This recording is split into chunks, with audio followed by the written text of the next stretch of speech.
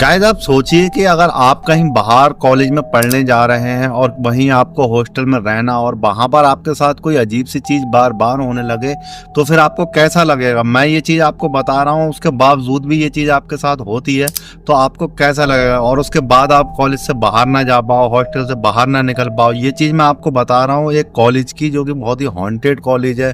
अब मैं उसका नाम तो नहीं लूंगा गाइज, लेकिन जो भी वहां से वीडियो देख रहे होंगे वो लोग समझ गए होंगे। गाइज आज की जो कहानी ये चंडीगढ़ की है और पंजाब से जो भी ये वीडियो देख रहे होंगे उन लोगों को पता चल गया होगा इस वीडियो के बारे में और इस कॉलेज के इतिहास के बारे में। गाइज ऐसे ही हॉरर वीडियो देखने के लिए मेरे यूट्यूब चैनल को सब्सक्राइब कर देना। तो शुरू होती है अब ये कहानी। गाइज ये जो कहानी है दिलप्रीत नाम की लड़की की है, जो 2008 में चंडीगढ़ पढ़ने गई थी। असल में वो पंजाब में रहा करती थी, तो उसके माँ बाप ने सोचा क्यों ना हम इसे चंडीगढ़ भेज दें यूनिवर्सिटी में पढ़ाई करने के लिए। ये बात सुनकर दिलप्रीत बहुत ज्यादा मायूस हो गई थी। उसने सोचा मुझे वहां पर अकेला रहना पड़ेगा और ना ही मेरे माता पिता वहां साथ में होंगे। इस बात से वो बहुत ज्यादा मायूस हो गई थी। उसने सोचा ये सब मैं कैसे करूंगा। लेकिन जैसे ही वो वहां पर गई, उनने देखा कि वहां पर बहुत सी और भी लड़कियां हैं जिन्होंने उसके साथ में एडमिशन लिया है। तब जाकर उसकी थोड़ी हिम्मत बनी। गाइस यूनिवर्सिटी में रूम अलाउड हो रहे थे और रूममेट्स भी। ये सोचकर वो काफी घबरा गई कि कहीं ऐसा ना हो मुझे अकेला ना रहना पड़ जाए। फिर उसको भी एक रूम अलाउड हुआ और वो धीरे धीरे अपने रूम की तरफ गई और उन्होंने जैसे ही जाकर कमरे में देखा एक लड़की बैठी हुई थी। उसने जाकर वहां पर अपना नाम बताया कि मेरा नाम दिलप्रीत है। तब जाकर उसे थोड़ी राहत मिली। ये सुनकर दूसरी लड़की ने भी कहा हाय मेरा नाम अवनी है और मैं आपसे पहले से यहाँ रह रही हूँ क्योंकि मैं फेल हो गई हूँ और मेरे साथ की जो लड़की है वो दूसरे हॉस्टल में चली गई है। और अवनी ने दिलप्रीत की तरफ दोस्ती का हाथ बढ़ाया और दोनों में काफी अच्छी दोस्ती हो गई। कई महीने गुजर गए और दोनों में बहुत ज्यादा बातचीत होने लगी थी और अवनी काफी दिलप्रीत की मदद भी करा करती थी पढ़ाई में। दोनों ही साथ में वॉक पे जाया करते थे और दोनों ही साथ में खाना खाया करते थे और दोनों ही पढ़ने में काफी अच्छे थे। लेकिन धीरे धीरे दिलप्रीत की दोस्ती अपने सीनियरों से हो गई जो कि पढ़ने में अच्छे नहीं थे, जो कि नशा वशा करते थे और बहुत ज्यादा घूमा करते थे, मस्ती किया करते थे।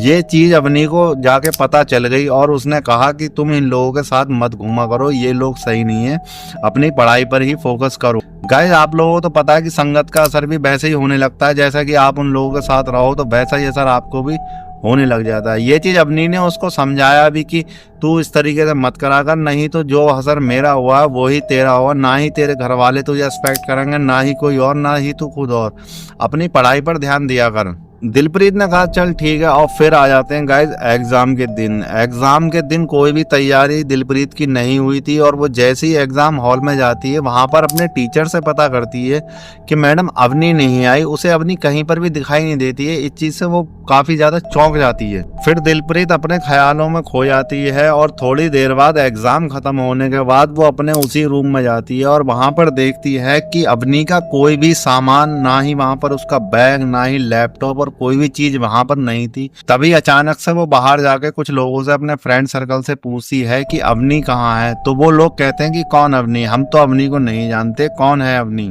उसने इस बात पर ज्यादा गौर नहीं करा और वो कमरे की तरफ चल दी और कमरे में जैसी एंटर करती है उसे एक चिट्ठी पड़ी हुई मिलती है और उस चिट्ठी को उठाकर जब वो पढ़ती है तो उसमें लिखा होता है ध्यान से पढ़ाई करना, नहीं तो जो हश्र मेरा हुआ वही तुम्हारा होगा। वो इस चीज को भूल जाती है और फिर अपने दोस्तों के साथ मस्ती करने लगती है, घूमने लगती है, इधर उधर जाने लगती है, किसी की बात नहीं सुनती। तो फिर एग्जाम खत्म होने की बारी आती है। धीरे धीरे सभी लड़कियां वहां से घर जाने की तैयारी करने लगती हैं, पैकिंग करने लगती हैं। गाइस अवनी सोच रही थी कि मैं अब घर नहीं जाऊंगी और मैं यहाँ पर कुछ दिन और रुकूंगी, दोस्तों के साथ और ज्यादा चिल करूंगी। लेकिन उसे पता नहीं था अब जो उसकी रात आएगी वो रात उस पर बहुत ज्यादा भारी पड़ने वाली है। गाइस और ये सारे प्लान उन लोगों के कैंसिल हो गए क्योंकि यूनिवर्सिटी में उस रात बहुत तेज ज्यादा बारिश पड़ने लगी, बहुत तेज। और कोई भी लड़की अपने हॉस्टल से बाहर नहीं निकल रही थी और दिलप्रीत भी अपने कमरे में बिल्कुल शांत बैठी हुई थी। बाहर का मौसम बहुत ज्यादा अच्छा हो रहा था। ये सोचकर दिलप्रीत ने सोचा क्यों ना मैं बाहर चली जाऊं घूमने के लिए। और जैसे ही वो रूम से बाहर जाती है, आसमान की तरफ देखती है तो बहुत तेज बिजली कड़कती है और वो डर के मारे फिर वापस कमरे में अपने चली जाती है और अचानक से वहां की लाइट भी गायब हो जाती है। गायब वो जैसे ही रूम में गई, रूम में बहुत ज्यादा अंधेरा था और उसको वहां से अचानक से आवाज आई जैसे किसी ने उसका नाम पुकारा हो कि दिलप्रीत।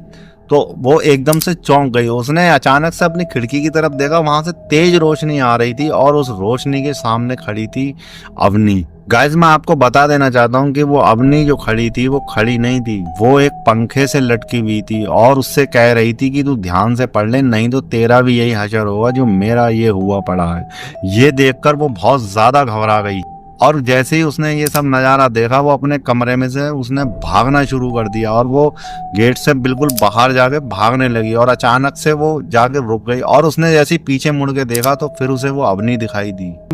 अवनी 10-15 लड़कियों की तरफ इशारा कर रही थी और वहां से लड़कियों की तेज चिल्लाने चीखने की आवाज आ रही थी। ये देखकर दिलप्रीत नीचे की तरफ भागी और उन्होंने उस भीड़ में जाकर लड़कियों से पूछा कि आप क्या देख रही हो और ये सब क्या हो रहा है। तब उन लड़कियों ने आसमान की तरफ इशारा करा और दिलप्रीत ने जब उधर देखा आसमान की तरफ तो उसके होश उड़ गए। ऐसी ये बात सुनने में बहुत अजीब लगती है और देखने में भी बहुत अजीब सा लगा होगा कि वहां पर अवनी आसमान में तैर रही थी। गाइस रातों रात उस हॉस्टल को पूरा खाली कर दिया गया था क्योंकि हर किसी लड़की को वो चीज दिखाई दे रही थी और हर लड़की वहां पे घबराई हुई थी।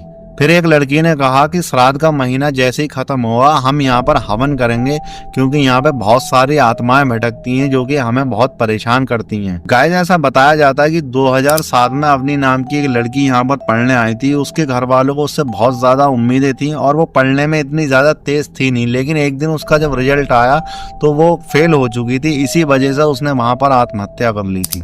और गाइस ये वही कमरा था जहाँ पे कमरे में दिलप्रीत जाकर रुकी थी। गाइस ये यहाँ पे पहली और आखिरी घटना नहीं है।